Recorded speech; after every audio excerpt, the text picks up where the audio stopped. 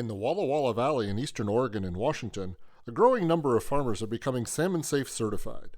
This third-party certification verifies growers are protecting the region's waterways and practicing environmentally responsible farming. The valley's wine grape growers were the first to embrace Salmon-Safe practices. They set up the vineyards to be salmon-safe, and what that means is they produce the crops with chemistries that have very low or residual and toxicities to salmon. And then they also do best management practices where they mitigate for contamination of open waterways and streams and setbacks from the streams.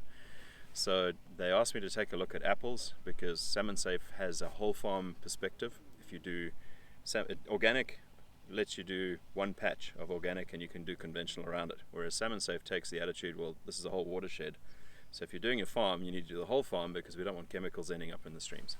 SalmonSafe sets it up so that you have safe zones, so if you're within 10 yards of an open stream or ditch, this is an absolute no-no. The restricted uses, whatever. Then you have outside of that you have green zones, and then you have an orange zone and a red zone where there's prohibited.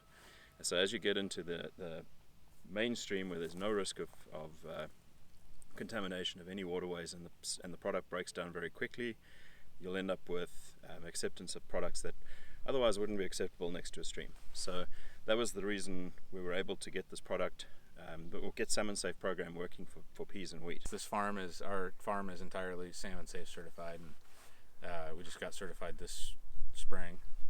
The more we start talking about all these things we're doing with SalmonSafe and other things, the more we start, the conversation shifts to the sustainable things we're doing.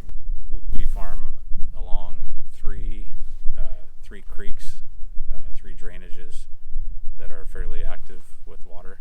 So we had our hands full kind of keeping an eye on those and coming up with alternative chemistries to use, softer chemistries, working with OSU and Clive.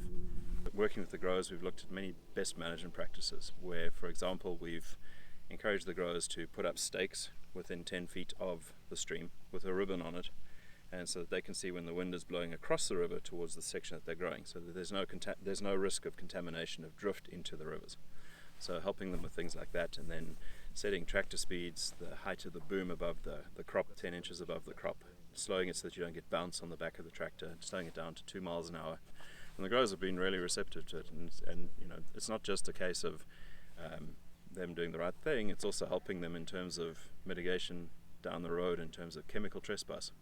Because if there are high chemicals found in the rivers, and that's where the teeth comes in this whole program, is the Department of Environmental Quality actually monitors the rivers.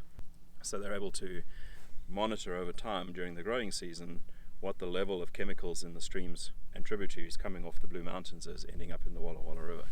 So that's a successful program that Milton Freewater is basically the poster child for NOAA Fisheries.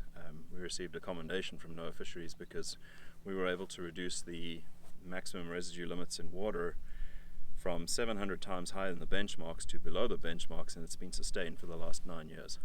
So whenever they use an example of what's achievable when growers work together and you don't regulate rather than cooperate, Milton Freewater's come out as a shining example of how that can be achieved.